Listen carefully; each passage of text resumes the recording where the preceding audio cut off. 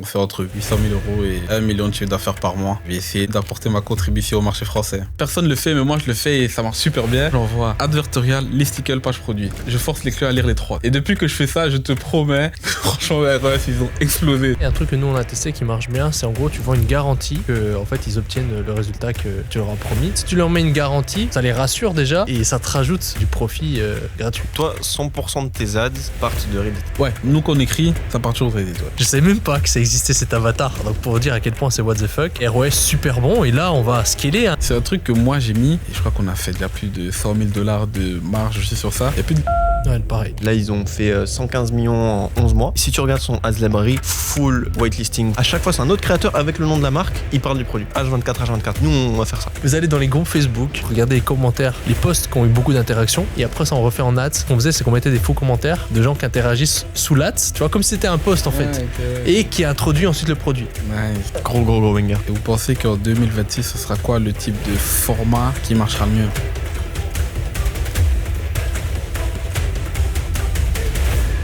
Nouveau podcast Master aujourd'hui, ça va envoyer du lourd. On est avec un Belge, Loïc. Bienvenue Loïc. Merci. Merci pour l'invitation les gars et c'est génial ce que vous faites. Et c'est un gros plus au marché français, donc c'est chouette.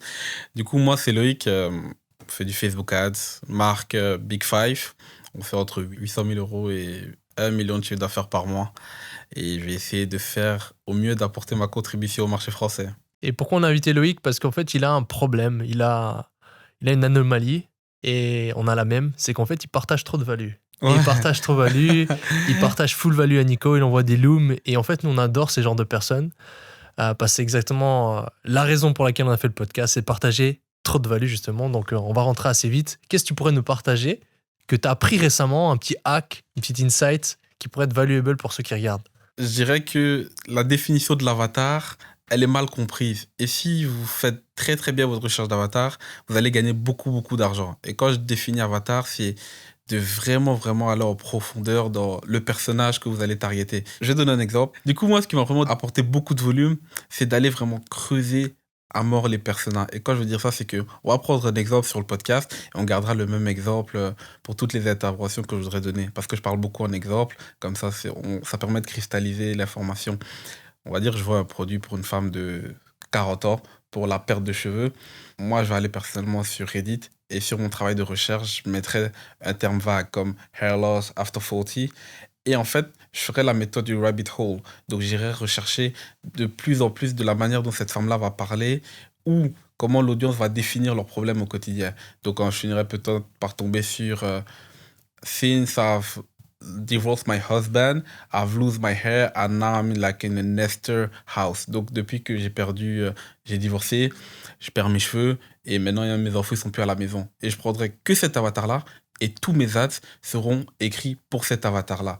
Et vraiment aller faire un persona bien précis et écrire toutes mes ads pour ce persona-là, c'est ça qui m'a débloqué du scale. Je fais exactement pareil. Exactement. En fait, on fait recherche Reddit, principalement Reddit ou commentaires Amazon ou commentaires clients, puis on essaie de mapper avec GPT un avatar.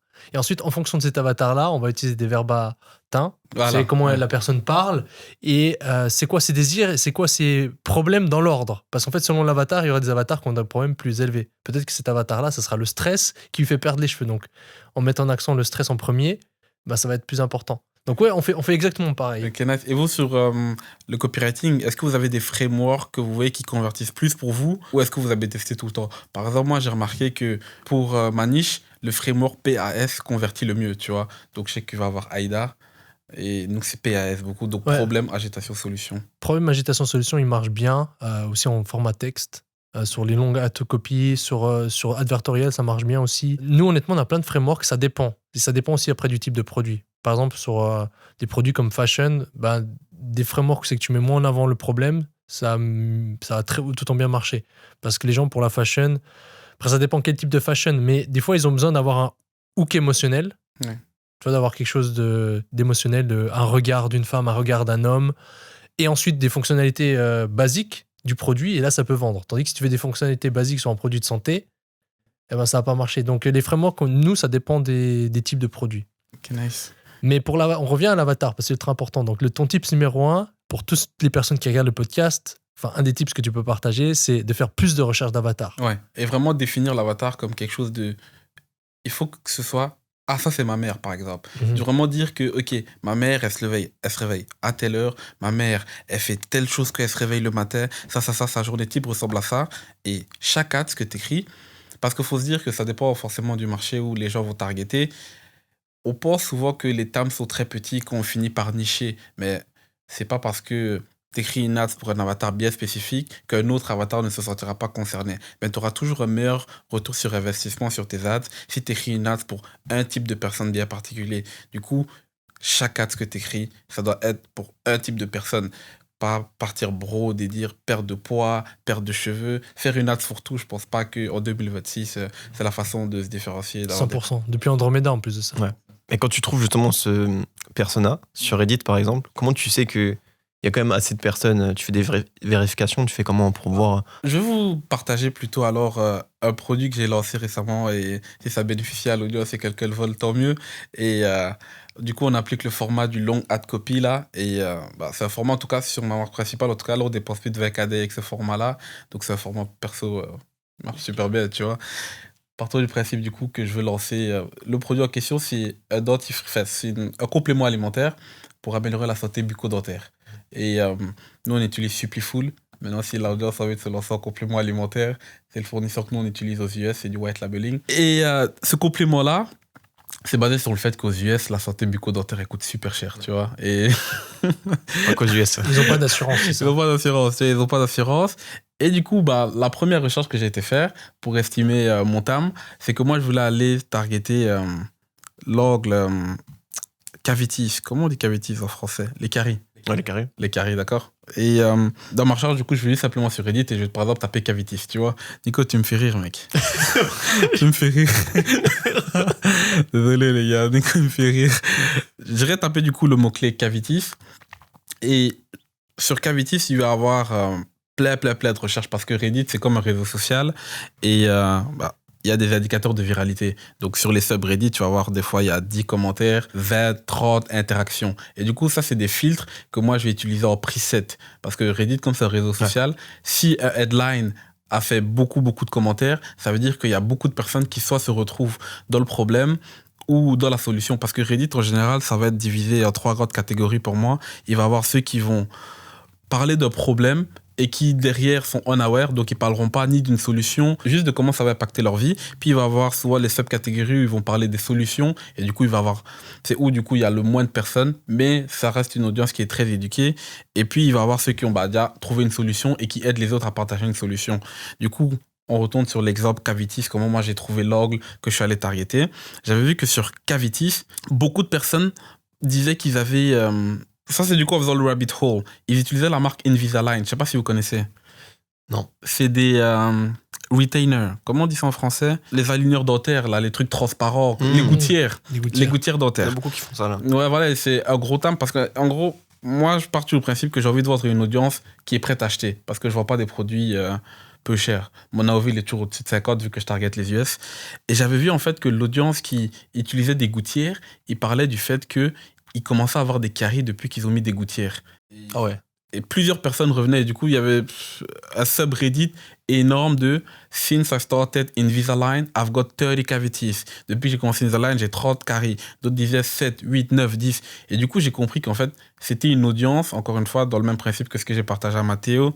Une très petite audience, mais qui représente énormément de personnes parce que potentiellement, toutes les personnes qui ont Invisalign peuvent avoir des caries et je pense que c'est juste dû au fait que les gouttières, si tu les nettoies mal, les bactéries vont germer à l'intérieur et tu auras des caries, tu vois. Et du coup, mon complément alimentaire devenait la solution à ce problème. Et du coup, là, je viens de créer un marché pour moi où il n'y avait pas de concurrent parce que du coup, c'est un problème qui est issu de l'usure du premier produit. Donc, c'est un peu comme ça que personnellement, je vais aller trouver des sub-avatars et c'est comme ça que nous, on scale en fait. Au lieu d'avoir un messaging pour tout le monde, on va créer plein de sous-avatars et c'est comme ça qu'on va distribuer du spend sur plusieurs avatars. Et tu fais des landing pages dédiées pour chaque avatar? Donc, si je commence à tester, en général, on teste plusieurs avatars par semaine. Si je lance un testing sur une semaine, en général, on va avoir 5 avatars. Au début, on envoie tout sur la page produit. Et s'il y a des bons retours, parce que nous, on fait la méthode CBO, un adset, un concept, un avatar. Et si du coup, il y a un avatar qui réagit bien, là, à ce moment-là, on va créer un advertorial ou un listicle. Ça, c'est controversé et personne ne le fait, mais moi, je le fais et ça marche super bien. Moi, j'envoie advertorial, listicle, page produit. Je force les clients à lire les 3, tu vois. Et depuis que je fais ça, je te promets que franchement, RS, ils ont explosé, tu vois. Advertorial, listicle, page et page produit. produit. Ouais, je Même fais les URL. 3. Enfin, URL. Ouais, moi, c'est l'URL de mon nom de marque, tu vois. Donc, Ok. c'est juste à même chaque sur fois. le listicle. Eh ben, bro, il même faut sur mettre le- une VSL encore avant.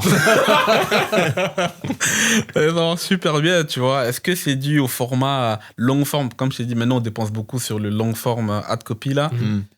Je pense du principe qu'ils sont déjà dans le flow de lecture, tu vois. Et moi, la manière dont j'intègre mon USP, mon UMS, pardon, t'es obligé de lire, en fait. Parce que tu dis, si j'achète pas ce truc-là, ma vie, elle est fichue, tu vois.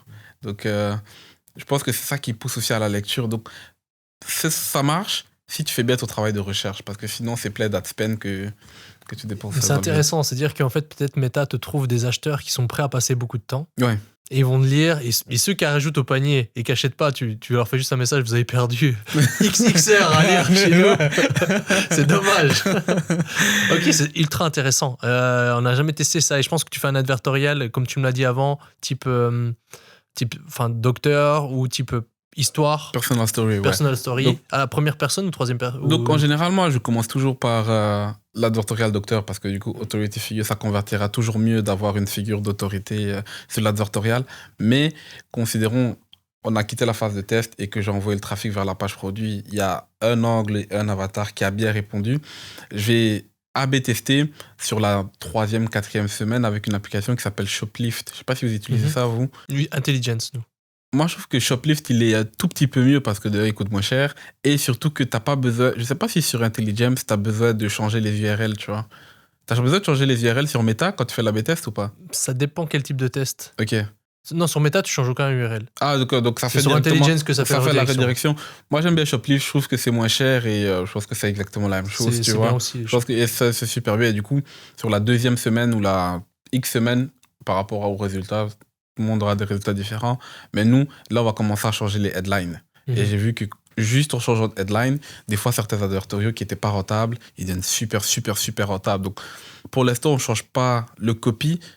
En général, considérons, toi, Mathéo, t'es un avatar, Nico, c'est un avatar. La seule chose qui changera, ça sera le headline. Mais le reste du corps de l'advertorial, ça sera le même. Et les premières images, vous testez aussi? La première image, on teste C'est quoi aussi. qui marche bien comme première image pour vous? Nous, ça va souvent être problème-solution. Donc, un avant-après. Nous, c'est ok. un avant-après. Et tu changes la headline de juste la première page de redirection. Ouais, c'est ça. De vraiment juste le headline de l'advertorial, tu vois. Ok. On a quelques headlines que on rotate, tu vois. Moi, je vais utiliser Onstrex pour aller regarder qu'est-ce qui se fait beaucoup en Native Ads. Donc, Onstrex, c'est l'équivalent d'AdSpy, mais pour le Native Ads. Complexity en moins cher. Ouais, voilà. Complexity en moins cher. Et de là, je vais voir qu'est-ce que les gros spenders en Native Ads, ils utilisent comme headline et je vais essayer de l'adapter à ma verticale. Et t'es assez agressif dans le copywriting? Super agressif personnellement. Est-ce que plus agressif, plus ça convertit? Je sais pas. Mais moi, on fait vraiment un gros effort sur comment on introduit notre mécanisme. Je pense que c'est ça qui fait que nous, on a des aussi bons taux de conversion. Parce que j'ai $8 de CPC et $150, voire $250 de CPM, tu vois. Mais toi, il faut que tu ailles sur Checkout Champ. Ouais, je pense. Ah bah oui, Checkout Champ, tu vas t'amuser. Ah, je pense que ouais. Parce que là, tu vas pouvoir faire tes advertorials, tu renvoies sur une landing page adaptée, avec un checkout adapté. Donc en fait, tu peux faire une landing page, tu sais, style ClickBank, etc. Où c'est qu'ils cliquent juste pour débloquer l'offre. Et ensuite, ils arrivent au checkout. Et là, ils peuvent choisir leur offre. Et après, upsell 1, downsell, upsell 2, downsell, upsell 3, downsell, upsell 4, downsell, upsell 5, downsell, upsell 6, downsell. Et là, tu peux mettre des VSL, des longues. Ouais, la tu peux totale. t'amuser. Après, c'est un peu technique à setup, mais je pense que pour toi, là, pour passer à plusieurs millions par mois cette année, c'est, je pense, juste ça. Je pense qu'aussi que c'est quelque chose qu'on devrait mettre en place. Mais rien que la page checkout, ça boostera. Si t'es là, si t'es sur Shopify. Ouais, Shopify, ouais, ça aidera beaucoup, tu vois, ça aidera beaucoup. Et donc, pour les beginners qui regardent ici et qui savent pas vraiment comment créer un advertorial, c'est quoi tes conseils? Déjà, c'est quoi comme type de structure que tu utilises pour ton advertorial? Avant tout ça, on t'a pas terminé de comment t'introduis le mécanisme. Est-ce que tu peux juste expliquer ça, puis ensuite on va donner la value pour l'advertorial. Bah, ça va être dépendant, mais je vais reprendre l'exemple du produit que j'ai dit que j'ai lancé récemment et à qui audience veut tester, qu'il le tente. Ici, dans le cas, c'est qu'on a commencé l'AdCopy en disant que au Japon, ou c'est en Corée ou au Japon, ils avaient découvert un mécanisme qui permettait de détruire les caries en 7 jours, tu vois. Donc, c'était un claim très agressif. Et après, du coup, qu'on descend, on dit que ça a été banni par les États-Unis quand il y a eu la guerre de nanana, parce que du coup, l'industrie bucco-dentaire aux States, c'est une industrie à plusieurs milliards, mais qu'il reste encore un village qui continue à produire cet ingrédient-là. Et nous, on a fait un partenariat avec le seul village au monde qui peut produire l'ingrédient, et on l'a mis dans un complément alimentaire. Et t'as trouvé où cette idée? Brainstorming avec Claude et aussi regarder qu'est-ce que les mecs au Brésil ils font en termes d'adcopy, parce que eux c'est vraiment des barbares, tu vois. Ils sont Les très, Brésiliens, ils sont très très très agressifs, tu vois, sur les claims. Et ils aiment bien les claims violentes comme ça, donc je m'en inspire. Super, super. Tu voulais dire quelque Comment il chose? s'appelle celui qu'on a invité à Marbella, qui est chaud en anti-vads et advertorial? Tu l'as. Ouais, j'ai réfléchi. Puis il a fait 75M l'année passée. Il s'appelle Carnegie. Ouais, Arne Carnegie. Arnais. Arnais? Ah non, je connais connais pas, non, pas connais du pas tout. Non. Non, faudrait échanger avec lui. Ouais. Parce que justement, il était venu à notre mastermind et il a dit première chose qu'il a bêté, c'est le titre. Et il a partagé son process sur la création de toutes ces VSL, tous ces ads. Et Ouais, pareil, il fouille Reddit, Reddit, etc. Tu fais VSL aussi? On fait des VSL, ouais. En Mais ads? on fait pas des VSL de 10 minutes, on fait des VSL de 2-3 minutes. Mais récemment, vraiment, ça va faire peut-être 7 mois. Nous, on fait du coup image et long form copy. Et je vais dire la vérité, la plupart du gros boom qu'on a, il vient de là, tu vois. Et du coup, on fait des VSL uniquement qu'on a validé un avatar et un angle issu du long form ad copy, tu vois. Et ça va être du coup plus ou moins la même ad qui va être faite au format vidéo, tu vois. Ou ça, on va AB tester avec une figure d'autorité qui raconte l'histoire du long form ad copy. Mhm. Super, super banger aussi. Donc, pour l'advertorial, c'est quoi tes tips? On a quelqu'un là qui veut créer son advertorial. Ça serait d'aller sur n'importe quel outil de spy et regarder, filtrer simplement par date. Moi, je recommande OnStrike parce que c'est ce que je regarde. Parce que sur OnStrike, tu peux mettre depuis combien de temps l'advertorial ou la landing page ou l'ad est en train de tourner. Et je regarderai la structure et j'essaierai d'identifier des patterns. Parce que je trouve en e-com, identifier des patterns, c'est la compétence la plus importante. Et si tu vois des patterns qui reviennent, bah, tu prends ça, tu t'en inspires, tu vois. Il n'y a pas de conseil absolu parce que différentes choses vont marcher pour différentes personnes.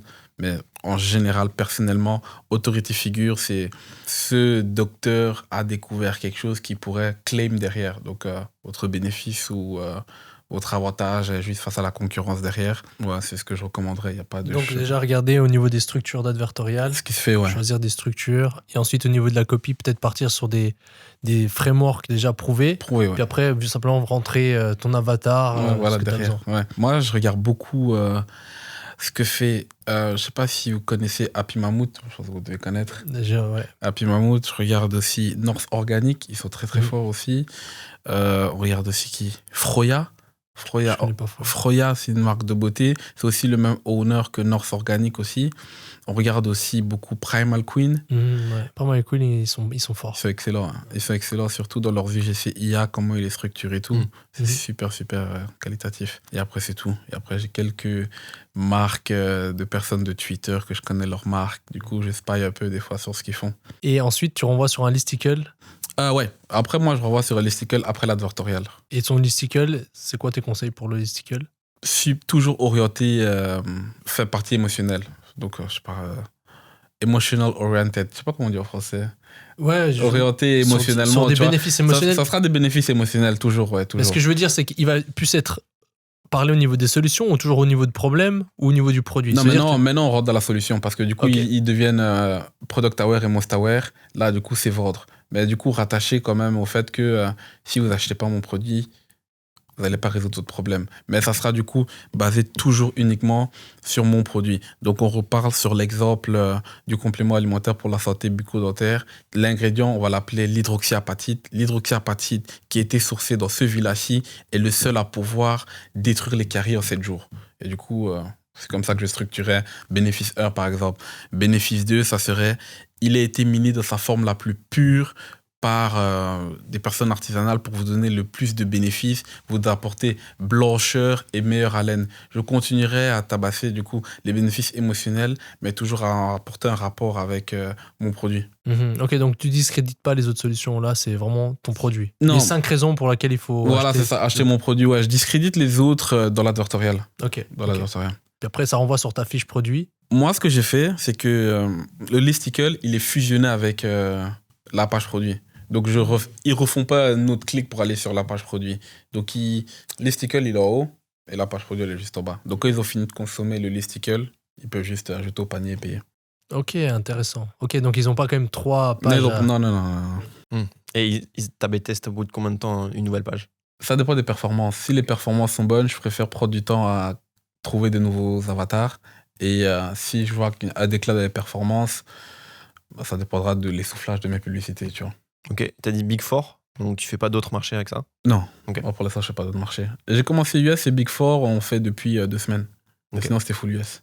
Et comment tu sais si ton premier advertorial est bon? Parce qu'en fait, tu testes directement tout ton funnel complet ou tu testes d'abord ton listicle et ta landing page, puis ensuite ton advertorial? Moi, ce que je fais, c'est que je teste du coup d'abord la page produit dans un premier temps. Et si la page produit est validée pour augmenter les performances, je vais d'abord donner un go advertorial page produit. Si les performances sont bonnes, moi, la vérité, je vais laisser. Tu vois.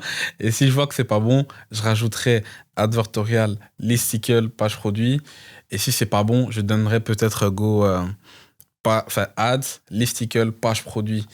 J'ai pas forcément d'ordre. Je monitor juste par rapport à à quoi ressemblent les performances sur 7 jours en général. Ok, donc si je résume, tu commences avec ton listicle fiche produit. Ouais, voilà, Tu c'est ça. testes déjà si c'est plutôt ok, tu vas venir rajouter advertorial. Ouais, voilà, c'est ça. Et après, en fait, tu vois un gros boom au niveau d'AOV. C'est quoi que tu vois comme métrique qui change quand tu rajoutes ton advertorial? Moi, souvent, ce que je regarde, c'est l'AOV qui augmente. C'est souvent l'AOV et le revenu par visiteur. Ok. Ah, c'est vrai que quand les gens lisent une technique qui est utilisée par les Américains, ça paraît bête, mais c'est juste dans l'advertorial, à la fin, tu dis, bah en fait, il y a une offre en ce moment où beaucoup de personnes, ils prennent plusieurs parce que... Et du coup, tu conditionnes. Et tu sais, quand quelqu'un va lire ça, ben, ça va obligatoirement augmenter l'AOV. Et aussi sur notre page produit, comme en fait, on voit toujours des produits avec style ingrédients ou quoi, bah il y a une grosse banner qui dit ceux qui ont le plus de résultats, c'est ceux qui prennent le produit pendant au moins X nombre de mois. Et du coup, tu as lu tout le contenu, tu as envie d'avoir les mêmes résultats que ceux qui viennent de l'histoire. Et on te rappelle que pour avoir le maximum de résultats, il faut que tu prennes le complément alimentaire pendant 3 mois. Bah, directement, tu prends l'offre à 3 mois. Ouais. Et niveau upsell, du coup? On a Upcart ou Priority Processing. Ouais. Et, parce que je pense que si tu vas sur Checkout Champ, tu ouais, peux faire des vidéos vu que c'est le persona qui... Ouais, voilà, tu peux spammer un peu plus, tu vois. Mais dans mon cas ici, le produit, on l'a manufacturé nous-mêmes. Et je suis pas encore prêt à aller créer d'autres produits, tu vois, parce que c'est un lourd process. Ok. Ouais, tu peux revendre le même. Hein. Ouais, bah non, mais ça, du coup, on l'a, tu vois, avec... on utilise quoi, nous Zipify, je pense. Zipify One Click Upsell. Et derrière, ouais, ils ont le même produit. S'ils sont pas d'accord à moins 40%, ils auront moins 25%. Et puis après, ils exitent le funnel, je pense. Et puis après, ils ont encore un autre processing priority derrière à $5, je pense. Après, il y a un truc que nous, on a testé qui marche bien. C'est en gros, tu vends une garantie. Une garantie, par exemple, 2 ans. En gros, que, en fait, ils obtiennent le résultat que tu leur as promis. Parce en fait, ceux qui vont pas être satisfaits, ils vont demander chargeback. En fait, si tu leur mets une garantie, ça les rassure déjà. Et nous, ça marche très très bien. Genre, en fait, tu payes rien, c'est juste tu leur donnes une garantie. Par exemple, tu vends, je sais pas, un produit, voilà, plus de caries, bah, tu vends une garantie 2 ans sans caries. T'auras pas de caries. Ah non, ça, c'est une belle offre, ça, ouais. Et ça te rajoute, en fait, du profit gratuit. Et vous, c'est un truc que moi, j'ai mis, et je crois qu'on a fait déjà plus de $100 000 de marge aussi sur ça. Il n'y a plus de livraison gratuite, nous. Ouais, pareil. Ah, pareil, ok. Faut pas mettre la livraison gratuite. Surtout aux US. ouais, peut-être. Je sais pas si. Non, aux US, ouais. Ah, ok. Mais en Europe, en France, ça se voit. Mais juste pour dire sur les upsells, typiquement, il y a Cupid Fragrance, tu vois. Ils sont sur un funnelish Checkout Champ. t'achètes le même produit et ensuite t'as un médecin qui te dit pourquoi il faut en prendre encore plus, faut Avec prendre une le VSL pack. vidéo? Ouais, VSL Ok. vidéo. Ensuite, t'as 3 différents de leurs produits, alors que en soi, c'est le même. Mais juste, t'en as un pour le matin, t'en as Ok. un pour le soir. C'est insane. assez poussé. Tu pourras faire exactement la même chose en vendant le même produit, en fait. Juste, tu rajoutes des vidéos, tu fais VSL et c'est banger. Donc, Vraiment tester ça. Là, on est en train d'emborder avec des mids, comme ça, parce qu'on va lancer de l'abonnement. ok. Parce que pour l'instant, on était full one-time purchase. Et pour sécuriser les abonnements, on préfère le faire sur des mids. Donc à ce moment-là, on va avoir Checkout Champ après le nouvel an chinois. Amazing. Je sais pas comment vous gérez la partie processing. Parce que du coup, d'office sur Checkout Champ, t'as pas Shopify Payment. Non. Tu peux avoir Stripe, tu peux avoir NMI, mais qui a un faible approval rate. Aiden, c'est le top. Aiden, ouais. Aiden, ouais. Mais ça, c'est difficile à obtenir, Aiden. Ouais. Je crois que Aiden, c'est 20 millions l'année et en dessous d'1% de cashback. Et nous, en fait, ils nous avaient préaccepté. Et après, ils ont vu qu'on avait plus d'1% de cashback. Et là, tant qu'on ne réduit pas, on ne peut pas Ok. ouvrir Aiden. Ah, ok. Après, t'as des sous-partenaires que tu peux Ouais. utiliser quand même. Parce Genre, que par moi, exemple, checkout.com, t'avais WithReach que tu pouvais utiliser et que t'avais pas besoin de faire genre 1 million par mois, tu vois. Bah moi, j'ai quelqu'un, si tu veux, pour Aiden. Parce que nous, on va être embordé avec Aiden. Et du coup, c'est un peu ce qu'on appelle un ISO, Independent Sales. J'ai oublié le O. Et bah, lui, en fait, il a des relations pour pré-introduire, tu C'est vois. Mike Payment Ouais. Concept Ouais, Mike Ramsey. Ouais, je sais, c'est- Bah, avec nous, on est en train d'emborder, je crois que ça va Ouais, le c'est faire. avec lui qu'on passe. Et ça, vous- ça va être depuis 3 ans qu'on travaille. Ah bah avec lui. nice. C'est dommage qu'il vous ait refusé alors, mais sinon c'est avec lui Il qu'on nous a fait, pas tu vois. refusé. En fait, ils nous ont accepté. Mais là, en fait, ils peuvent ouvrir que quand on descend en dessous d'1%. Parce que là, c'est un peu risqué. Ok. Je suis dans une communauté de voyageurs qui s'appelle... elle s'appelle Fort Homestay et en fait c'est des voyages pour optimiser avec les cartes Amex, quelles sont les meilleures banques à ouvrir aux US en fonction de l'ad spend. Bref, c'est une petite communauté et il était dedans. Ok. Il était dedans. Donc toi, 100% de tes ads partent de Reddit. Ouais, moi quand on écrit, ça part toujours de Reddit, ouais. Ok. Ouais. Et genre là, en ce moment, t'as genre 90% de vidéos, d'images. Je dirais 80%. Ok, donc t'as quand même des vidéos en mode VSL. VSL qui Ouais. tourne derrière Ok. et on a aussi des UGC IA avec style promotionnel genre I've bought it, 50% off, take the chance now. Donc c'est du bottom of funnel. Ok, et comment tu fais tes VSL? Je reprends exactement la même structure que mon long form ad copy et je la rebalance derrière, tu vois. Donc je prends pas forcément inspiration sur ce que la concu fait, je réplique juste mon long form ad copy en VSL. Et les footage et tout, tu sources avec des acteurs ou IA? IA, full IA, ouais. Full Ok, IA. c'est-à-dire tu Xfield. Donc, on va générer l'image. On va d'abord avoir Claude qui va prompter la scène. Parce que du coup, mes autres copies, il faut savoir que moi, je suis partisan de faire le taf, tu vois. Même s'il y a l'IA aujourd'hui et qu'on automatise beaucoup de choses, les 300 premiers mots de mon ad copy, je vais l'écrire moi-même. Je vais pas dire à l'IA, tiens, voici toutes les informations de ma marque, ponds-moi un chef-d'œuvre, tu vois. Je pars du principe que je reste un être humain et je comprends mieux les besoins et les attentes. Du coup, je vais écrire les 300 premiers mots moi-même et je vais laisser Claude gérer le reste de l'ad copy. Et comme Claude, du coup, il a tout ce context file à propos de ma marque, je le laisse prompter les scéneries parce que du coup, l'ad copy, c'est moi qui le lui donne. Et quand j'ai le prompt, par exemple, scénerie E, je vais aller sur Xfield, Nano Banana Pro, on va générer le visuel et on va l'adapter avec Kling 1.6. Ben ça reste aussi sur Xfield qu'on le fait. Donc, on fait tout sur Xfield directement. Ok, et du coup, c'est quoi tes process pour créer les footage? Tu vas venir créer des images vraiment, ça ressemble à du réel ou des dessins? Nous, ça ressemble beaucoup à de l'IA. Du coup, on ira, par exemple, générer... Partons du principe, encore une fois, du complément alimentaire pour la santé bucco-dentaire. Génère-moi des villageois qui sont en train de taper sur des mines, enfin, sur des roches ou quoi, par exemple, tu vois. Et en bas, au coin, on aura le docteur ou la personne qui raconte une histoire en train de dire « This is a village in North Korea where they are mining. » T'as l'ingrédient, par exemple, tu vois. Et du coup, ouais, on utilise plus ou moins le même style. C'est juste que nous, on aura toujours un avatar dans le coin, tu vois, qui parle. Donc, ça sera... Il raconte l'histoire, en fait. Globalement, il raconte le script, tu vois. Il raconte le script. Ok, très intéressant. Full value là sur copywriting, funnel, VSL. Et vous, en termes de Trafic, c'est quoi votre distribution en termes d'ad spend, tu vois? Est-ce que c'est 100% méta? Est-ce que c'est 70% 70, comme les Français ils disent? 70, mais. 70, nous on dit 70 en. Non, on dit 70, les Belges Ah et ouais? les Ah, filles. 70. Ouais, mais les Français disent 70, je pense. Il n'y a pas besoin. Ok.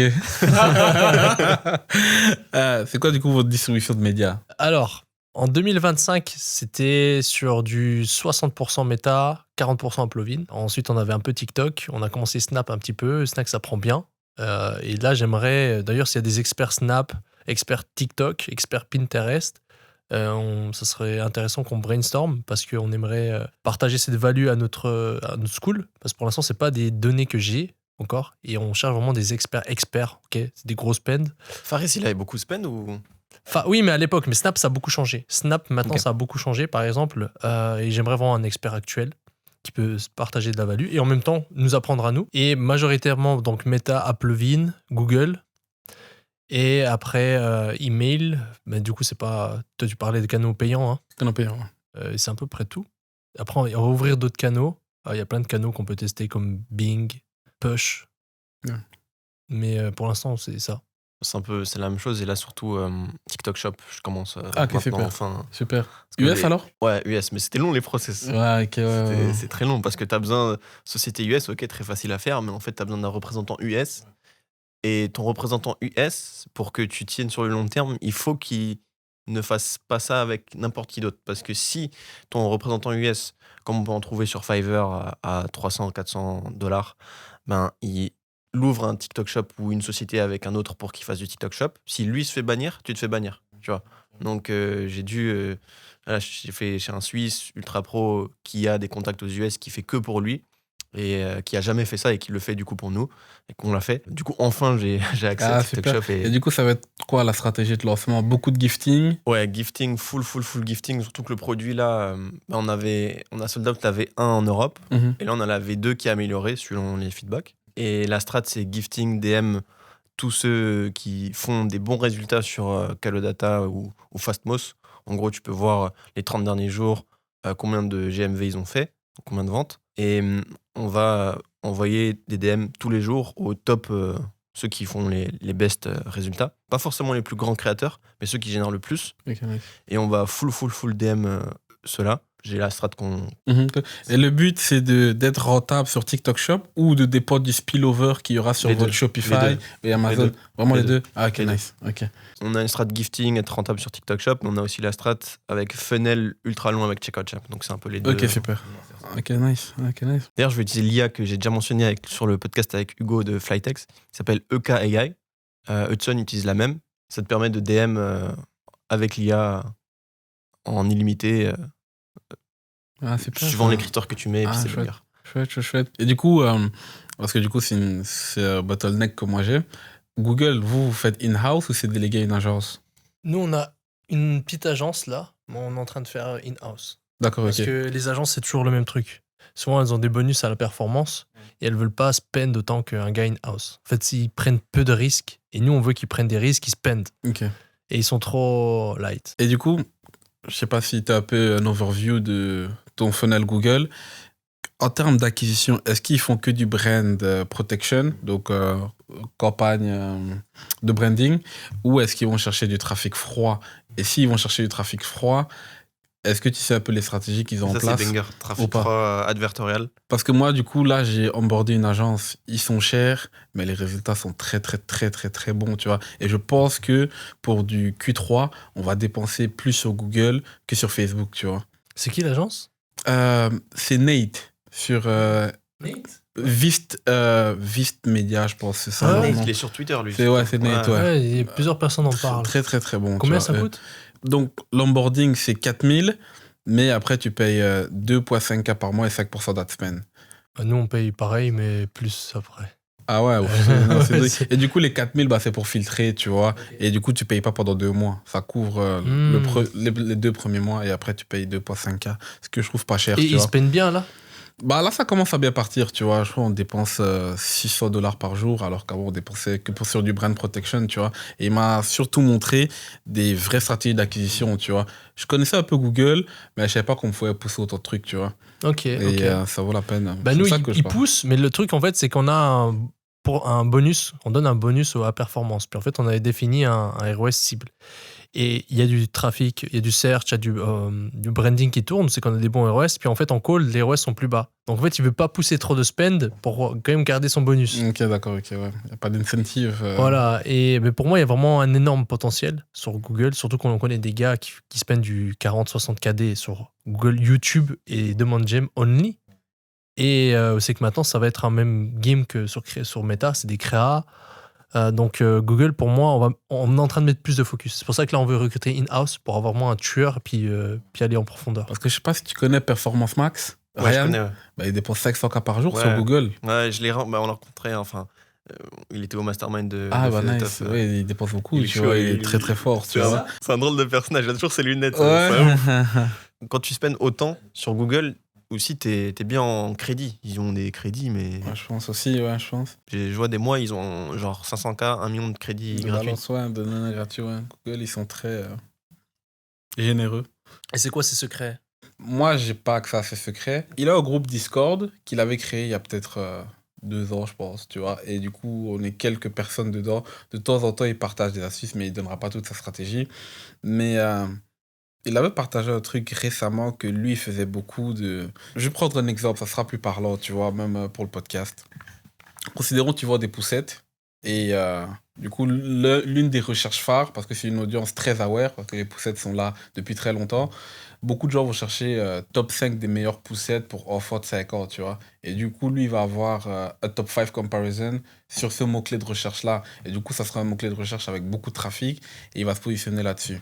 S'il décide maintenant de faire du unaware, et on va dire la recherche, qu'est-ce qu'on peut prendre comme recherche? On va prendre une autre recherche parce que ça s'adaptera pas aux poussettes. Mal de dos. C'est très, très, très vague, tu vois. Il y a beaucoup de types de personnes qui peuvent avoir un mal au dos. Mais lui, il ira peut-être se positionner sur ce mot-clé-là avec un CPC très, très bas. Mais par contre, il aura un advertorial qui éduquera beaucoup, beaucoup, beaucoup.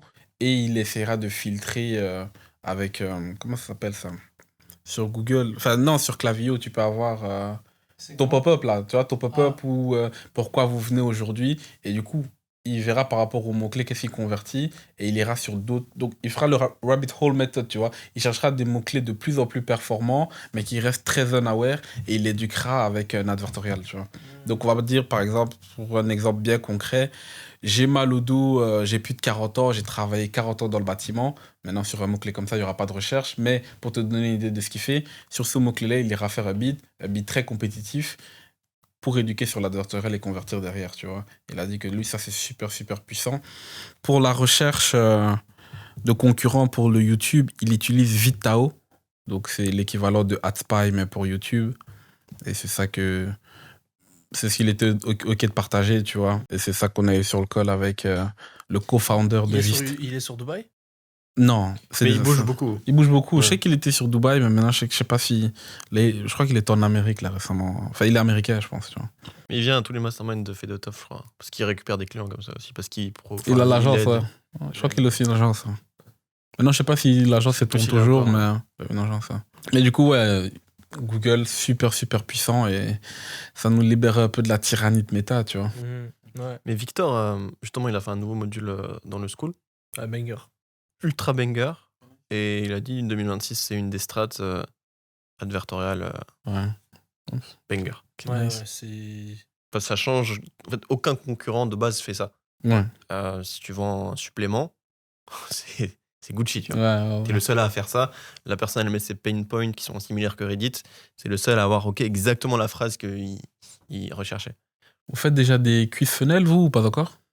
Ok. Pas encore. Vous avez songé? J'avais fait l'été passé sur un produit fashion. Quiz funnel sur du fashion? Ouais. Comment tu l'as structuré? Ben, c'est fashion utile, disons. Ok, d'accord, ok.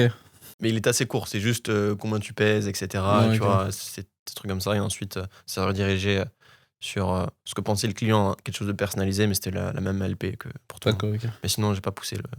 Un truc un peu plus loin, ok. Pas du tout, vous? Mais là, actuellement, on n'a pas de subscription aux produits vraiment qui s'y prêtent. Ok. Et ça me tâte. Peut-être là, je vais lancer un produit juste Donc, pour, quiz funnel. pour faire un quiz funnel. Ouais. Tu as une subscription, un truc supplément.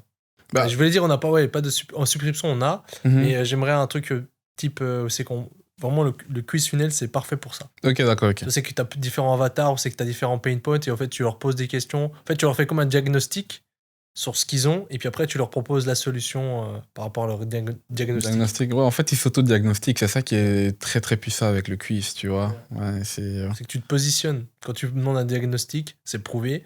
Après, en fait, les gens, tu vas paraître comme un expert. Et si tu poses la question en tant qu'un expert, ok, notre docteur va vous poser des questions. Ok, t'as mal où? C'est quoi tes symptômes? C'est dur? Ouais. Le matin, tu te lèves, t'as les chevilles enflées? Oui. Ok. Ça, c'est le produit parfait pour vous et je vous explique pourquoi. C'est banger. Super banger, super banger. Et vous pensez qu'en 2026, ce sera quoi le type de format qui marchera le mieux? Parce que par exemple, comment j'ai commencé l'e-com, c'était le format... Nico, tu te souviens des vidéos que tu faisais, tu vois, avec le sable et tout ça, tu vois, Ah ouais. tu vois, les vidéos comme ça. Puis après, on est passé à l'UGC. Puis après, on est passé... Les vidéos virales, tu dis? les vidéos virales, voilà. Avec la petite ça. musique. Ouais, la petite musique chinoise, tu vois. classique. Ouais, puis après, on avait les mashups. C'était très tendance. Là, on est sur de l'IA, je pense. Mais vous pensez que ce sera quoi les top 3 formats qui vont vraiment bien marcher et qui valent la peine? Parce que je pense que comme toute chose, il y a le 80-20 et l'audience, je pense que s'ils se concentrent sur le 80 du 20%, ils gagneront plus d'argent que ceux qui veulent faire tout type de format, quoi. 2026, difficile. Je dirais Founder Ouais. pour une marque. Founder, ça marche bien. Tout ce qui va être vraiment authentique, ça va marcher de mieux en mieux. En fait, c'est pas vraiment le type de format, mais c'est vraiment l'authenticité. Les gens, ils vont rechercher de la proximité. Surtout que maintenant, avec Andromeda, en fait, les gens voient vite tous les compétiteurs, peuvent vite comparer rapidement. Donc, en fait, ils vont aller acheter avec qui ils auront le plus de proximité, le plus de trust. Donc, je dirais, les formats authentiques, Founder, brut. Tu sais, même sans trop de montage, juste une vidéo, Founder ou d'un employé ou d'un client. Mais t'es juste brut. Voilà, j'ai acheté bien scripté quand même. Les formats narratifs aussi, ça marche bien. Les histoires. Ouais. Les histoires à la première, à la troisième personne, mon père, ma mère ou mon mari. Ça marche bien. Et le troisième, difficile à dire. Je dirais comme statique. Statique, ça reste... J'aurais pas vraiment de prédiction. Je pense juste que authenticité, des choses simples qui vraiment font plus hâte. Et statique aussi, parce que des simples images avec des bonnes ad copies, des formats juste très simples, ça peut faire mal. Ça fera toujours mal. Ouais, 100%. Pour moi, tu te souviens, le genre de vidéo qu'à l'époque marchait bien, toute simple, toute classique, comme le sablier, comme le Magic Givre, je sais pas. Ouais, le Magic Givre. J'ai commencé l'e-com à cause de cette vidéo, mec. Incroyable. Et justement, en fait, il y avait l'effet wow pendant les 3 premières secondes, tu vois.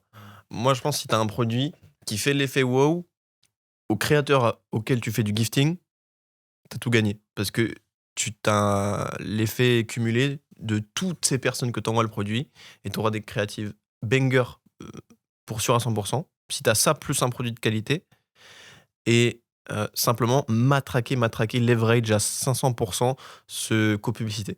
On peut analyser la marque, par exemple, IM8.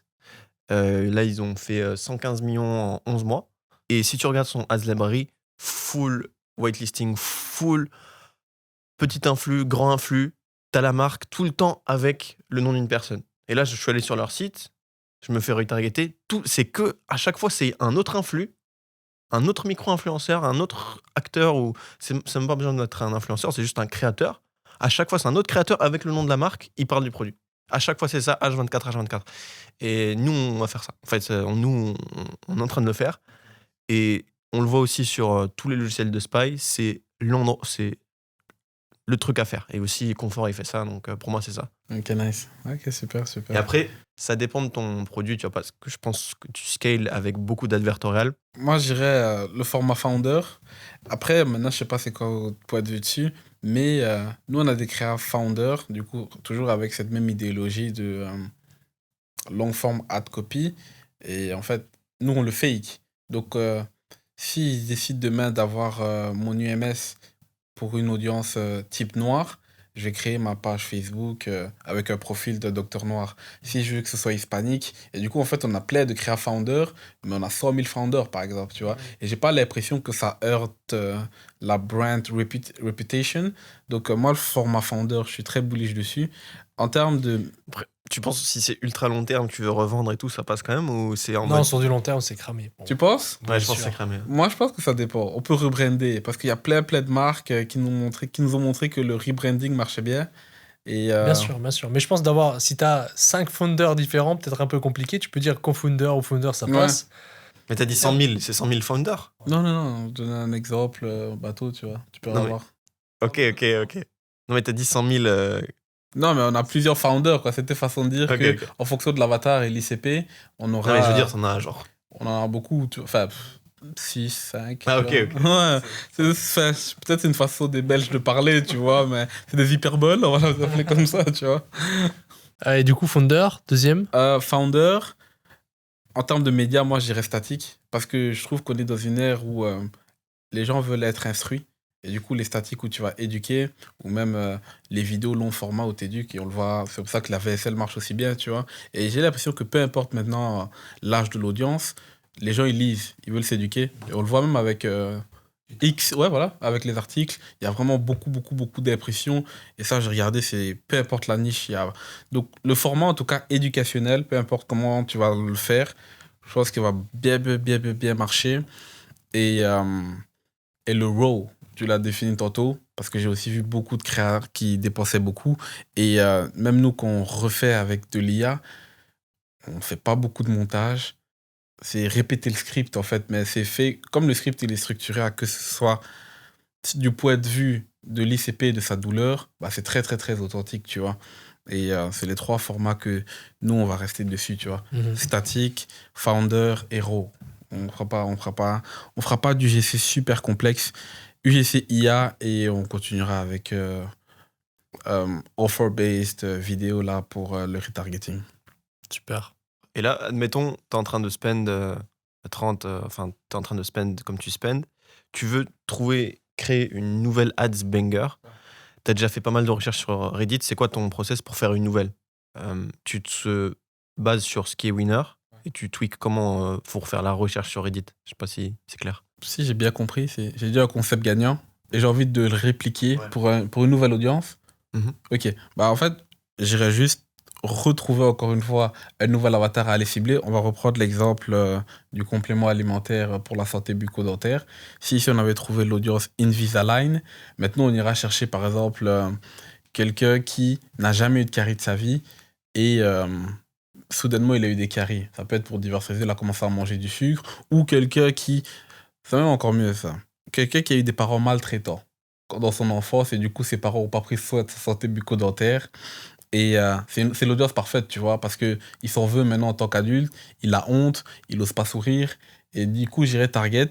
Et si je vois que mon UMS, la manière dont j'ai introduit ma solution face au problème, elle est bonne, bah, je reprendrai ce qui était winner avant, et je le rajouterai là. Mais si je vois qu'il y a un mismatch entre le niveau d'awareness de l'audience et l'UMS, bah, je peux changer, tu vois. Mais du coup, ça, je vais beaucoup jouer avec l'autre. Mais comme j'utilise toujours le framework PAS, ça se ressemble toujours très fort, tu vois. Donc, ça sera juste, en fait, trouver une nouvelle audience, soit adapter, soit écrire, mais en respectant le framework. Ok. Après, ce que moi, je recommande, c'est de prendre... Moi, j'aime bien AdSpy, tu vois, parce que AdSpy, on sait voir les interactions. Ouais, on et voit la les plupart commentaires. des autres outils, tu sais pas voir, tu vois. Et il y a un mot-clé qui vaut la peine d'être mis, et tous ceux qui font du statique long format, tu retrouves beaucoup de leur contenu, c'est read this if. Parce que celui qui a apporté cette stratégie, qui l'a rendu mainstream, c'est Mark Bullbrands.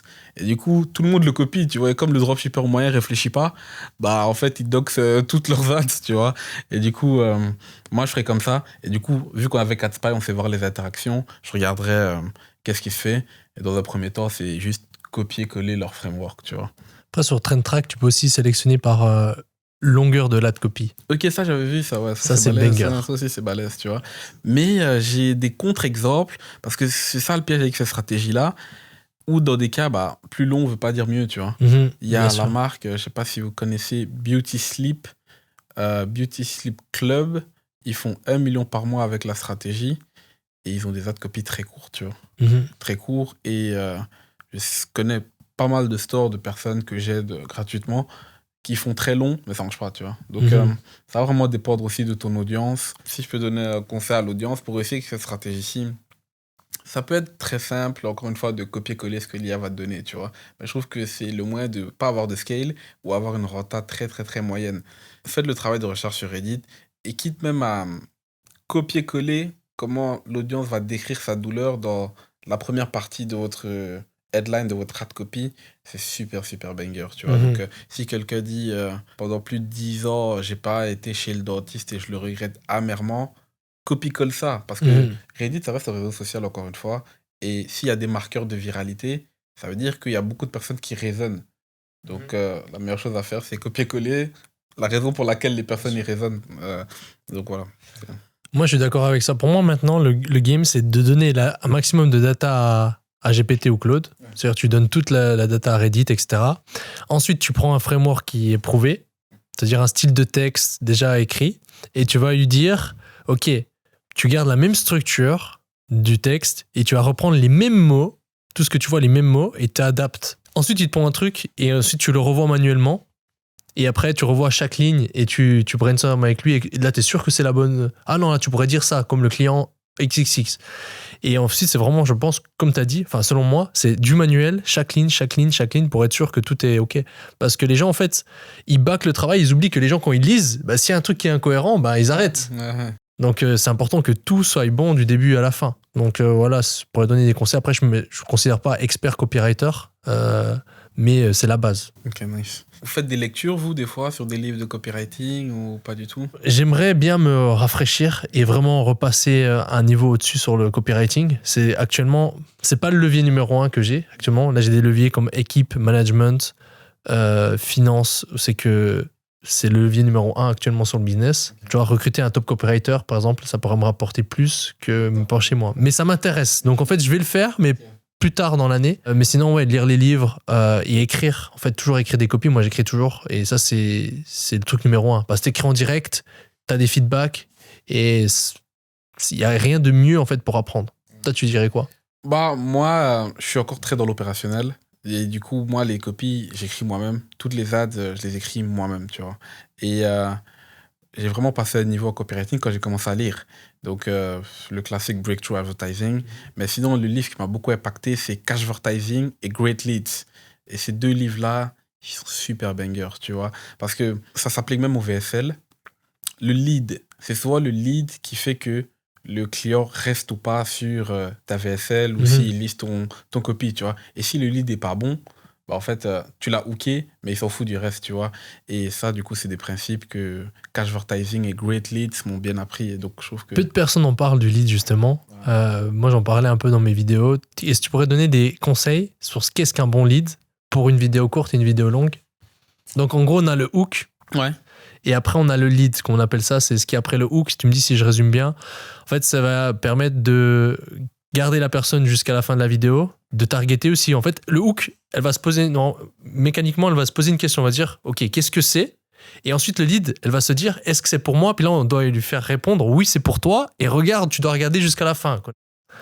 Et du coup, pour moi, un bon lead, alors, c'est quelque chose qui va couper tout le bruit entre qui doit regarder la vidéo et qui ne doit pas la regarder de la vidéo. Et ça doit être structuré de façon à que ça fasse sens de regarder. Donc, on ne va pas faire un lead du style « Regarde, si tu as plus de 30 ans et que tu as perdu tes cheveux, c'est nul, c'est ennuyeux et personne ne va regarder. » Mais considérons, on va encore une fois le complément alimentaire pour la santé bucco-dentaire. Le lead pourrait ressembler encore une fois à quelque chose. Donc, on structurait le hook pendant plus de 10 ans, j'ai pas été chez le dentiste, mes parents ils ont pas pris de ma santé bucco-dentaire. Le lead devra être toujours en rapport avec le pain point, mais il servira à targeter. Donc, on partirait du principe où on dirait, et ça a vraiment un gros impact sur ma confiance en moi aujourd'hui, j'arrive pas à dater et je me rendais pas compte à quel point, en fait, ça me faisait perdre des opportunités au travail parce que le sourire, c'est quelque chose de très important. Et c'est comme ça que moi, j'écrirais un bon lead, tu vois. Donc, le lead, c'est... On reste en raccord avec le hook, même si des fois on peut avoir un hook qui est un peu plus open, mais le lead, il sert à filtrer. À qui est-ce qu'on a envie de montrer la publicité et on le conditionne et le prépare à la lecture ou à la vidéo de ce qu'il va regarder. Donc, par exemple, si tu passes sur du format figure d'autorité, ça serait j'ai été un dentiste pendant plus de 20 ans et c'est vraiment triste à dire, mais il y a quelque chose qui fait que les Américains ont la pire santé bucco-dentaire au monde et moi, j'ai été dentiste. On répète peut-être la figure d'autorité où on dit j'ai fait un voyage au Japon et là-bas, il n'y a personne qui a de carie. C'est des exemples bateaux, mais c'est comme ça en fait qu'on qualifie l'audience et on exclut qui ne sont pas censés regarder le contenu. Super. C'est ma façon de faire. Ce que je vous propose, c'est qu'on partage un peu plus de value dans pas mal de domaines e-com. Les gens aiment bien, l'autre fois qu'on en avait partagé, la value en rafale. On rebondit sur des sujets, quelques tips. Ok, sur ça, sur ci, en créa, en marketing, en canal d'acquisition. Ok. Oui. Première question, je sais que tu avais fait pas mal de TikTok. Ça serait quoi tes 2-3 conseils pour bien chiffrer en TikTok Ads? Recommencer les campagnes tous les jours. C'est contre-intuitif, mais j'ai l'impression qu'il y a une learning phase. Et quand tu recommences, tu redis à l'algo, ok, on repart de zéro. Un autre truc, c'est moi, si les performances deviennent très très mauvaises, je recrée un pixel. Et je sais pas pourquoi recréer un pixel marche aussi bien. Ou des fois, je pars même sans pixel. Mais ça dépend du coup au stade que tu es. Si tu es une marque et que tu sais pas gérer ton attribution, c'est compliqué. Mais si tu es en drop ou tu es dans un début, partir sans pixel aussi marche super bien. Smart Campaign? Smart Campaign aussi, ça marche super bien. Super bien, ouais. Nous, ce qui marche bien, c'est Smart Campaign avec du cost cap. Nice. Et du coup, est-ce que vous faites mettre un bid super bas et mettre le budget de la campagne super haut? Parce que je fais aussi ça marche aussi super bien les jours où ça décide d'être dépensé. Ça, on l'avait testé. On n'arrivait pas à avoir de la rentabilité avec ça, enfin de la régularité. Okay. C'était trop instable. Là, on est sur un bid qui est pas super bas et sur un budget qui est OK. Okay. Et ça spend, et puis comme ça, après, on peut dupliquer et ça spend un peu partout. Ok, nice. Mais c'est drôle parce qu'on peut avoir les mêmes campagnes, les mêmes ads, même bid. Il y a des ROS catastrophiques et d'autres ROS. Donc, un autre conseil, c'est comment je lance, je duplique toujours ma campagne 5 fois. Mm-hmm. Donc, je mets $50 et je soft scale la campagne qui est rentable à 10, 11, 12 heures. Ça dépendra les KPI que chacun vise. Mais 5 fois, dès le départ, parce qu'encore une fois, du coup, ils ont des points d'optimisation différentes. Et je pense que TikTok, c'est beaucoup, beaucoup plus frivole que Meta. Du coup, moi, je joue avec les règles du jeu. Si je dois passer une campagne de 50 à 10 000, je le fais, tu vois. Ok. Vas-y. Moi, petite chose que j'ai vue sur un shop qui scale pas mal cette semaine. J'ai acheté le produit et je suis arrivé sur sa thank you page. Et ça, je pense, c'est principalement pour les brands. Il y a quelque chose qu'ils ont mis comme feedback client, c'est le petit quiz qu'ils font à la fin quand tu as déjà acheté. Post-purchase survey. Ouais, le survey. En gros, leur première question, c'est qu'est-ce qui t'a presque fait ne pas acheter le produit? What's almost stopped you from buying from us today? Et juste de mettre cette phrase, je pense, pour tous ceux qui ont une brand, ça peut être un grand tips. Parce que tu peux prendre le feedback et ensuite améliorer ton. Moi, c'est comme ça que j'ai trouvé l'un de mes ongles actuellement qui marche bien. Parce qu'on a. L'app que nous on utilise, c'est Graveyard, un truc comme ça. Et du coup, nous, c'est un produit de beauté. Et du coup, il cible plusieurs pain points. Et du coup, est-ce que c'est tes boutons? Est-ce que c'est la peau grasse? Et du coup, s'ils mettaient peau grasse, s'ils expliquaient pourquoi, ils gagnaient la chance de recevoir. D'être remboursés de leur commande et 20% moins. Et en fait, ceux qui donnaient les réponses les plus détaillées, ils gagnaient plus de chances d'avoir le remboursement ou la réduction. Et c'est comme ça qu'on a eu un angle super banger. Elle écrit tout un paragraphe de comment elle souffrait de son pain point. Donc ça, nous, on le fait, c'est super balèze. Optimisation du back-end, comment tu gères ton SAV ou comment tes teams sont structurés pour de l'efficience? C'est pas efficient. On va virer toute l'équipe, c'est pas efficient du tout. Je sais même pas ceux qui ont fait les retours. Il y a rien qui va. Les clients qui avaient des subscriptions, ils arrivaient à annuler, ils écrivaient au support, et le support ils disaient oui, on annule, et en fait ils annulaient pas. Et du coup, on a eu des litiges, on a eu des blocages de fou. Et là, notre équipe SAV, là, on va la virer et on va leur demander, enfin, on va pas les payer facture, on va calculer des dédommagements, mais c'est genre énorme. Ouais, mec. Parce que, en fait, ils ont dit depuis 3 mois, ah ouais, c'est annulé, oui, c'est annulé. Et ensuite, j'ai redit, c'est annulé, non. Et en fait, ils se font débiter. Et en fait, tous ces clients, ils ont ouvert un litige. Et du coup, litige sur plusieurs mois. Et c'est juste affreux. Donc, ouais, non, pas de conseil. Okay. Moi, c'est un conseil qui fait dépenser de l'argent, mais qui en fait gagner sur le long terme. Mais ça s'appliquera à quelqu'un d'un peu plus expérimenté, si regarde. Moi, c'est que j'embauche des agences très chères, je prends leur process, puis je les vire.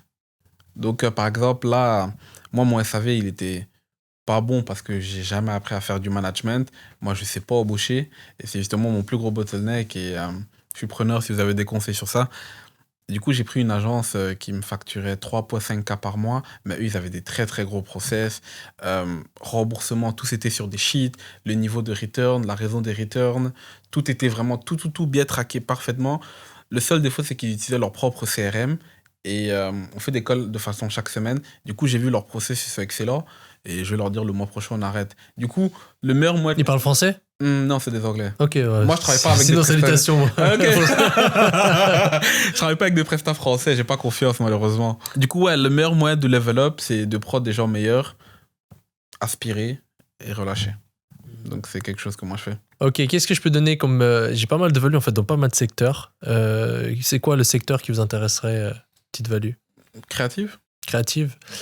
Alors, créative, qu'est-ce qui marche bien chez nous en ce moment? Le format, comme on a dit avant, long copie statique, ça c'est un truc qui est toujours bien marché et que là, en fait, on a testé des nouveaux angles en fait, qu'on a trouvé avec Reddit, genre un avatar.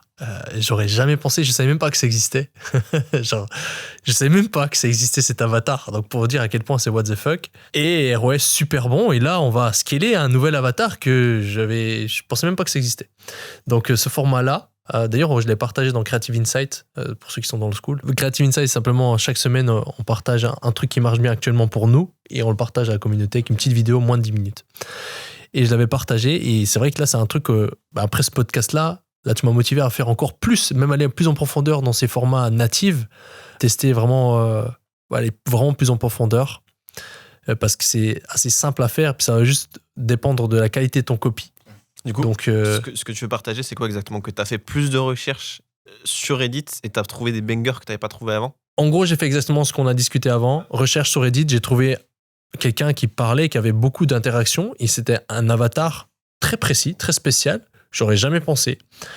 Et on a fait un framework basé sur des frameworks qui marchaient, que j'ai relu. Et vous savez qu'on a fait 2 variations. Il y a une des variations Caprice. Et on a des très bons ROS. Et CPM très bas, donc on est sur un peu de compétitivité en fait sur comme un nouvel avatar. Donc là on va itérer là-dedans. Donc je dirais c'est ça qui marchait bien au niveau créatif. Ensuite les founders IA, j'en ai déjà parlé, on le fait. C'est que simplement on a besoin d'un acteur ou le founder qui parle pendant quelques secondes, ok, 30 secondes, et ensuite on le fait en IA. Et ça marche terriblement bien. Vous avez d'autres sites que Reddit, un peu similaires, ou c'est vraiment Reddit? Alors, moi, ce que je conseille, c'est il y a Reddit, il y a les commentaires YouTube, il y a les commentaires Amazon, il y a les commentaires sous les ads. Ce qu'il faut prendre avec des pincettes, c'est quand tu prends sous les ads, c'est déjà en fait des potentiels clients qui ont déjà vu une ads. Donc en fait, si toi tu voudrais toucher une nouvelle audience jamais touchée comme il dit avant, il faut aller chercher à la source. C'est qu'il n'y a pas d'ads. Et après, il y a aussi Twitter qui peut être bien. Et après, il y a aussi une app, je pourrais la donner. Ça permet de scraper en fait sur Twitter, sur Reddit, sur les Amazon, sur Trustpilot, en fait tous les commentaires des clients. Et ça, c'est juste banger. Je pourrais donner l'app. Elle s'appelle. Ça prend Reddit aussi? Ça prend Reddit aussi. Okay. Et ça scrape. C'est pas GigaBrain? Non, GigaBrain, ça n'existe plus. Ça, c'était mon. Ça a été remplacé par mon favorite. Reddit Answer. Ah, ok, c'est pas encore dispo. C'est pas encore dispo, partout. mais il y a une app qui s'appelle Scrap. Je mettrai là, on mettra le lien.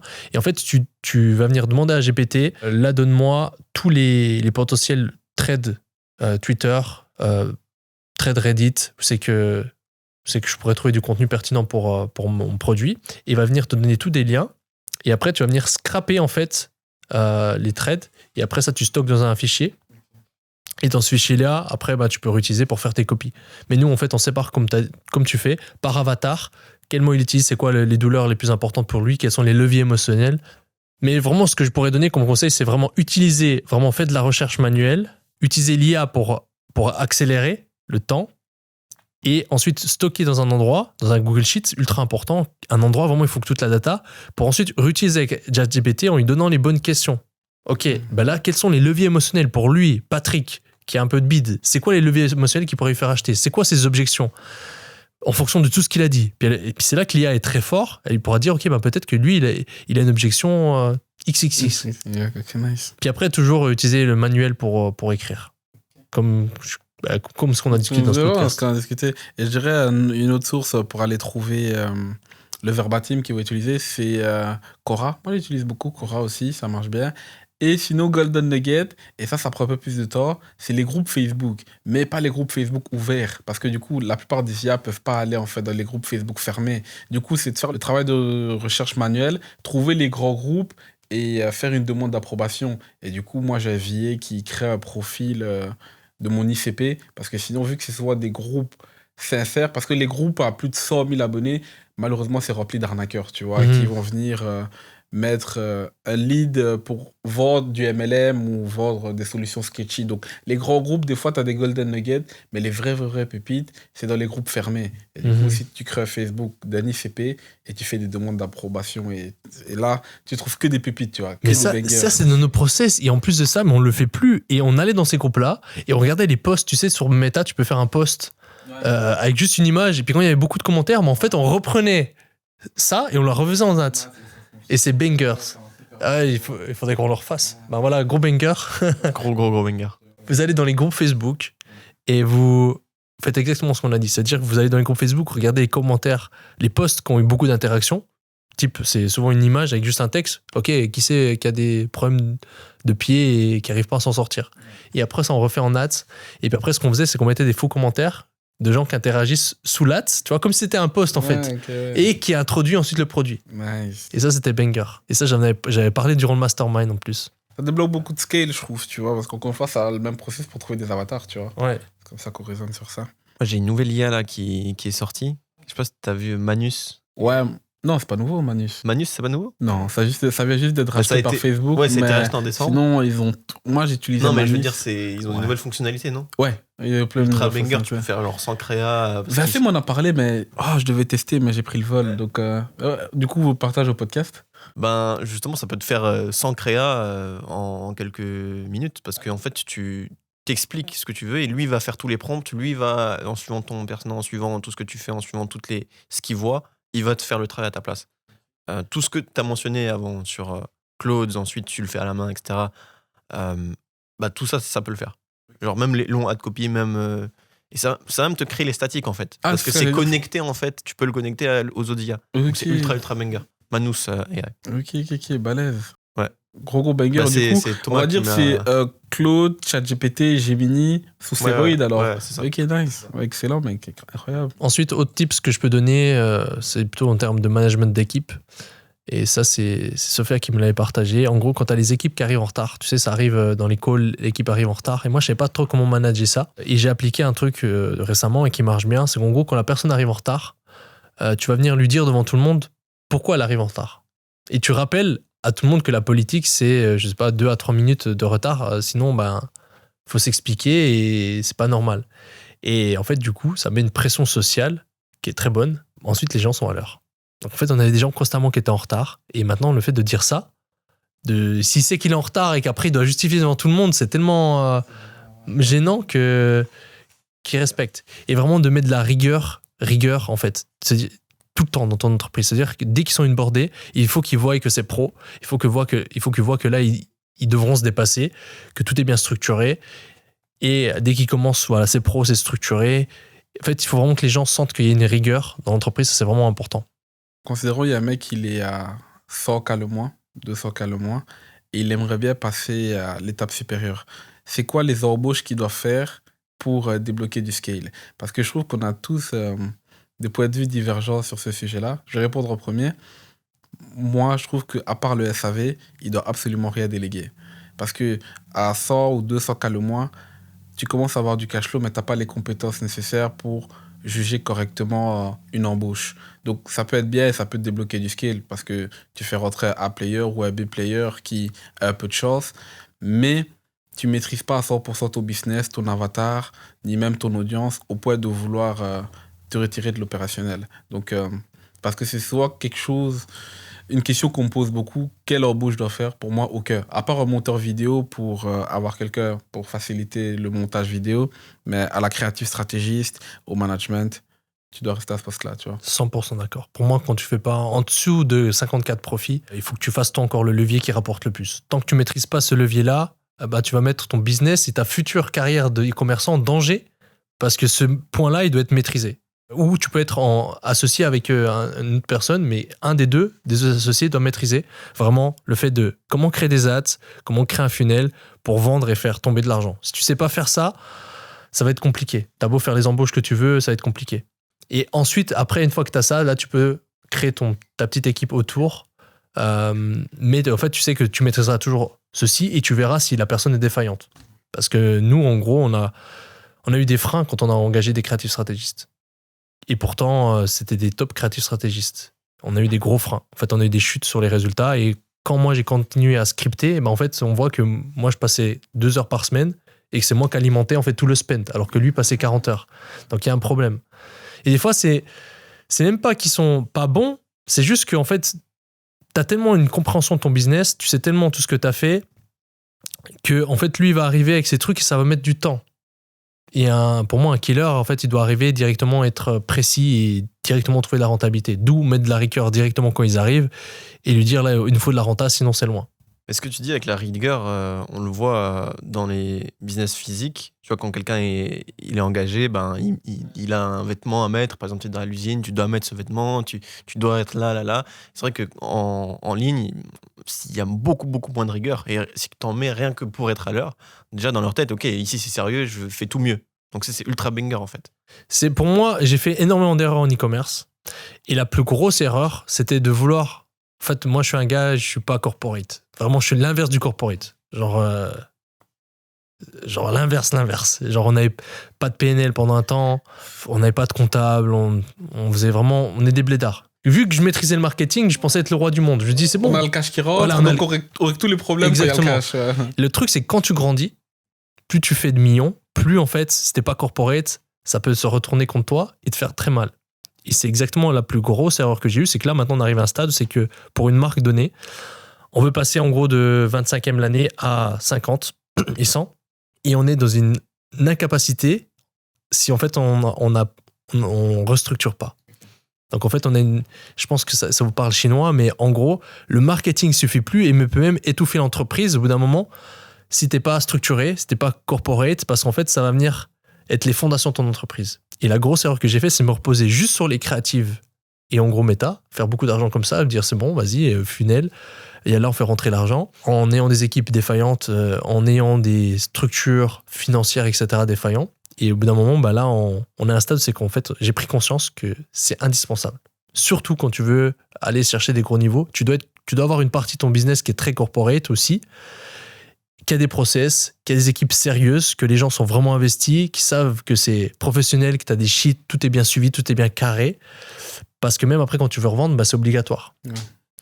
Et donc, moi, c'est un peu la grosse erreur que j'ai faite, c'est de me dire, voilà. Et c'est aussi dans nos learnings. Moi, ces dernières années, j'ai toujours appris, ok, faire de l'argent, faire rentrer. Mais se former vraiment pour que ça soit ultra corporate, de base, au début, ça fait pas forcément de l'argent. Donc, c'est pour ça qu'on l'a pas forcément fait. Mais maintenant qu'on se forme aussi là-dedans, je pense que ça va très bien se passer pour toi. Plus vous faites des millions, plus c'est important. Parce qu'en fait, plus ça peut être game changer. Je dis ça, j'ai un truc tout bête. Tu passes de faire 500K par mois à faire 2-3 M par mois. Si tu gères mal ton cash flow, en fait, tu peux tuer ton entreprise. Tu peux tuer ton entreprise parce que tu peux vite, en fait, si il te manque du cash, vite, en fait, mettre en périple tout le monde, plus pouvoir payer tout le monde. Nous, ça nous est arrivé. On a eu des blocages. On s'est dit, en fait, là, d'ici quelques mois, quelques semaines, le business va mourir. Parce que t'as beau faire des millions, en fait, si t'as pas l'argent tout de suite, après, tu peux pas avancer les stocks, tu peux pas Et quelqu'un qui va apprendre, par où il commencerait pour apprendre apprendre d'experts, s'il faut, sur la finance, etc. Mais je dirais, le mieux, c'est mon conseil, parce que moi, je suis un profil très marketing, ça serait de trouver un expert et s'associer avec un expert ou d'engager un expert s'il faut. Donc ça serait mon conseil que je pourrais donner. On va commencer avec un partial aussi. Voilà, un partial. On va en faire venir un sur le podcast pour en parler, parce que c'est quelque chose vraiment, c'est que les gens ont des lacs de compétences énormes. Parce que d'ailleurs, notre audience nous ressemble aussi beaucoup. Je pense. Donc, on va en faire venir un sur le podcast. Comme ça, les gens, en fait, auront des meilleurs avis que ce que je leur donne. Mais pour moi, au départ, c'est un profil ultra marketeur comme moi. Il faut s'associer avec quelqu'un pour apprendre. C'est que comme ça que tu vas apprendre sur le terrain, qui te met en place les process, etc.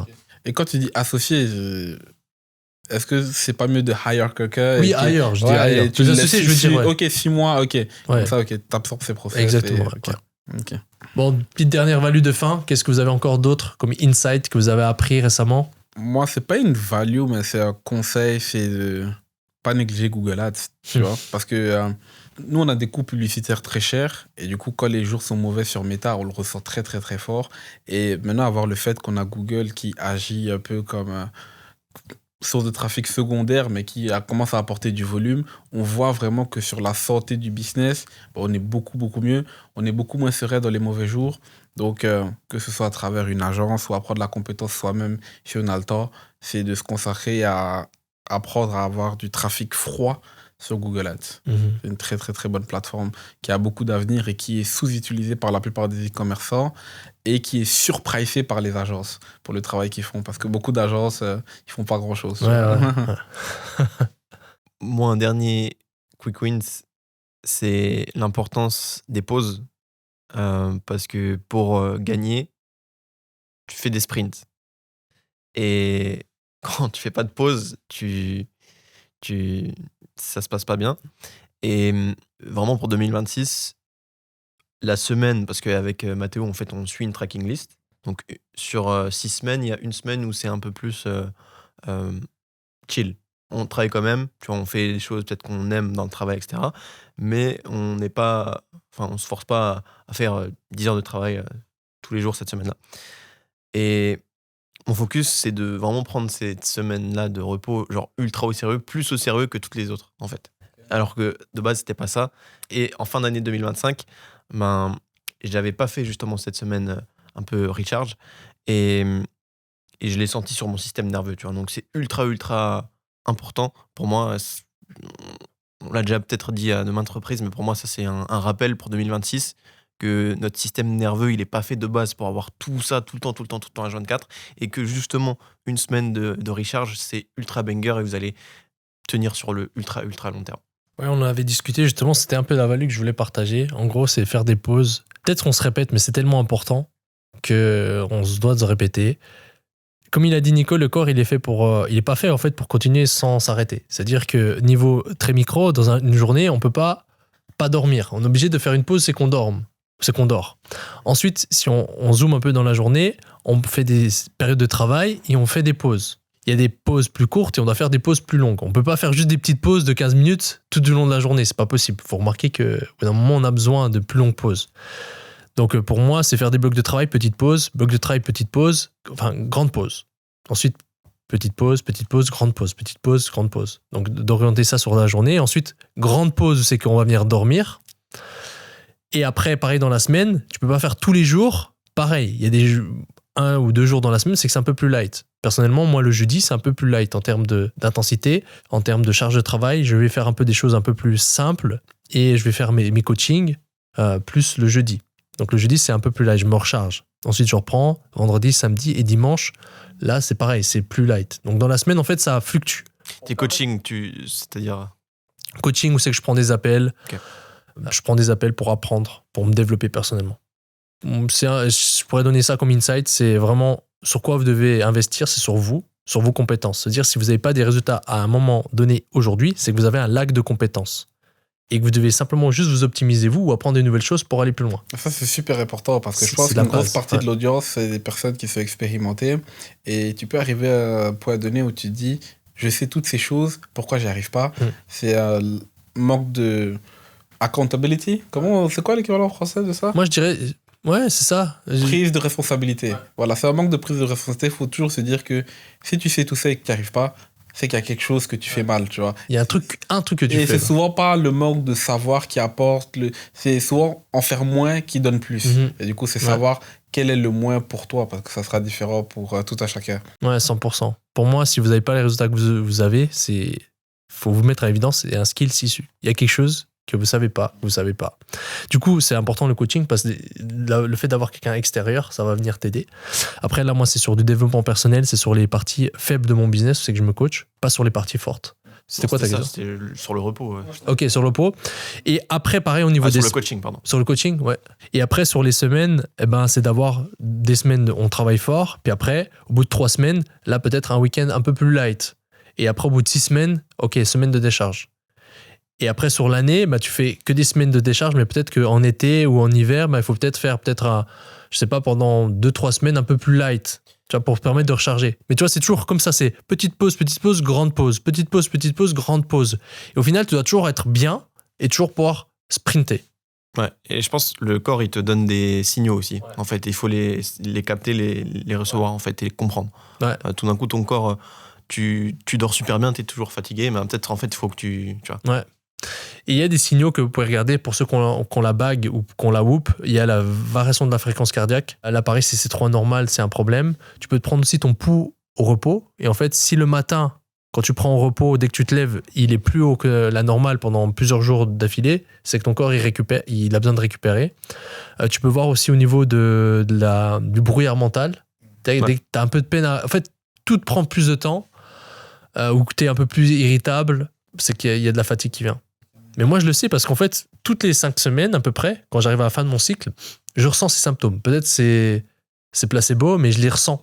Et je sais que si je fais pas la récup, ça va être compliqué. Je peux travailler comme tout le monde, mais c'est juste que je serai beaucoup moins performant. Ouais. Moi, en fait, pendant longtemps, je prenais pas cette semaine au sérieux, tu vois, et j'ai pas forcément des signaux. Mais là, récemment, j'en ai eu plein et j'ai eu besoin de faire une pause. Et là, ça m'a fait énormément de bien. Et donc, c'est ultra, ultra important à suivre. Et après, ici, quand on a la chance à Dubaï, c'est qu'on peut partir. Moi, j'aime bien, c'est partir juste quelques jours. On est proche de... Sur une île ou aux alentours. Et ça, pour moi, quand tu as le soleil, tu as un nouvel environnement, tu peux vraiment te mettre en mode déstress et vraiment te relâcher. Que si tu es dans ton bureau et tu restes dans ton bureau, tu dis je travaille moins, tu as toujours en fait un peu cet état. Ouais. Pour moi, c'est bien de couper les deux. Donc voilà pour la petite value de fin. Nice. Ultra important la santé. On n'en parle pas assez, mais sans santé, il n'y a pas d'argent, de toute façon. Tu vois. Ouais. Donc, quand tu es à l'hôpital... 10 000 projets où tu focuses, mais quand tu as la santé qui ne va pas, c'est ton projet numéro 1. Tu vois, donc, Un dernier point, je ne sais pas si vous avez encore d'autres, mais j'avais retenu un point de Toby Lütke, comment il s'appelle, le founder de Shopify. Ah ouais, je connais pas son nom de famille, je sais qu'il s'appelle Tobias. Ouais, Tobias quelque chose. Podcast qu'il a fait il y a 2 jours. Et au milieu du podcast, il y a un moment où il parle d'affirmation. Il dit qu'il il utilise beaucoup, tout le temps il utilise. En gros, il a un bloc-notes où il écrit. Et quand il veut quelque chose... Je vais extorter plus d'argent chez mes utilisateurs. Je vais augmenter mes fils. Ça marche, mon équipe m'a proposé de dire en vrai. Mais en fait, si je ferme la plupart des dropshippers, leur merchant account, c'est 100% de bénéf, ça. Ils n'ont pas d'avocat, il va rien se passer. Allez, on ferme. Shopify tax. et justement, ce qu'il fait, par exemple, lui, il détestait parler en public, il avait un peu de peur de base, et il a écrit « J'aime énormément parler en public, je suis très confiant ». Et en fait, ce qu'il dit, c'est de l'écrire 100 fois. Tu l'écris 100 fois, le lendemain, tu refais la même chose, mais il ne faut pas que ça te fasse trop en mode robotique, il faut vraiment le sentir et visionner ce que tu écris. Il le fait 100 fois, tous les jours. Au bout d'un mois, il écrit peut-être 50 fois. Et Wenger, il fait ça pour... il n'a pas spécifié plus de détails, mais on peut le faire à notre sauce. The affirmation, like if you tell yourself or write down 100 times something about yourself, that writes it into the neurofrontal cortex at such a deep level that your brain will start reconciling you to that. It just works. I've used that very often to, I was terrified of public speaking until I just sat down for a week, and every day I spent 10 minutes just writing that I like public speaking. I love public speaking.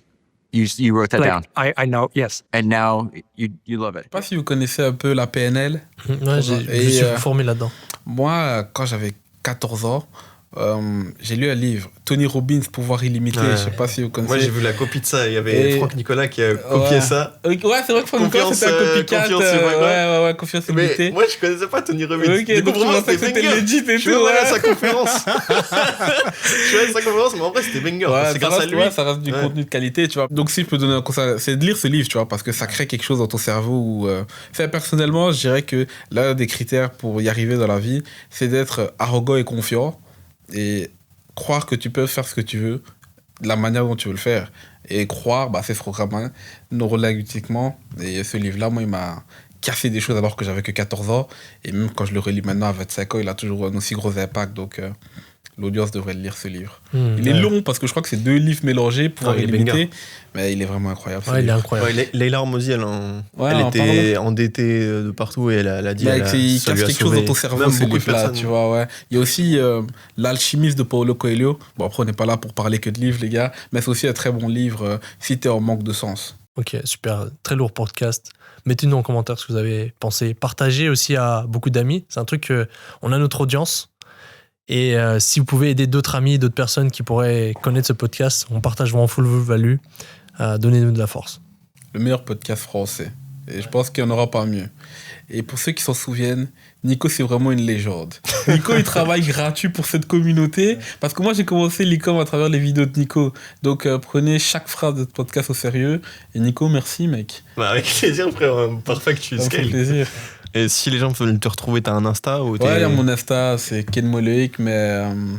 Bon, on mettra. ouais, on mettra, mettra. ouais. Merci, Voilà. Loïc. Merci à C'était vous, cool. les gars. Merci à C'était vous. cool.